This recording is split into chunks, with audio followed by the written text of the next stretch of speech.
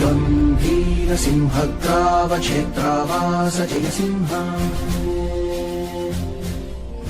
నారాయణాయ నమో నమః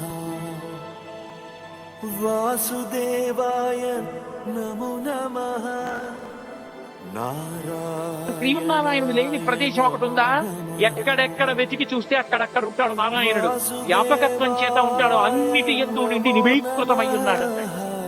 ఓహో అలాగా అయితే ఈ స్తంభంలో ఉంటాడా అన్నాడు. హిరణ్యకశిపుడు ఇలా వేలు తిప్పుతూ స్తంభాన్ని చూపించాడు. ఇందులో ఉన్నాడా? మళ్ళీ అదే మాట అడగదు. అంతటా ఉన్నాడు. ఉంటే వస్తాడా? వస్తాడు నాన్నా, నువ్వు పిలువు.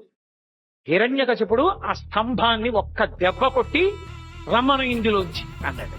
అలా అనడం ఏమిటి? పెట పెట చెట చెట పప్పుల్లోకి ఆ స్తంభం బద్దలైపోయి అందులోంచి ఒక్కసారి విస్ఫులింగములు పైకొచ్చి పెద్ద కాంతి మండలం ఏర్పడి కన్నులతో చూడడానికి వీలు కానంత భయంకరమైన తేజస్సుకి బయటకు వచ్చింది. ఒక్కసారి పెద్ద గర్జన చేస్తూ హిరణ్యకశిపుడిని తొడల మీద వేసుకొని పెద్దగా పెరిగినటువంటి తన కోళ్లు ఆ కడుపులోకి దింపి చీల్చి చల్లబడినటువంటి హిరణ్యకశిపుడి శరీరాన్ని విసిరేసి ఊగిపోతున్న ఉగ్రనరసింహుడిని చూసి ప్రహ్లాదుడు చిన్న పిల్లవాడు గబగబా వెళ్లి స్వామికి నమస్కరించి ఉగ్రనరసింహావతారమై వచ్చాడని పరమేశ్వర నీకు నమో వాక్కములని స్తోత్రం చేశాడు. నేను నీకు ఆశీర్వచనం చేస్తున్నాను.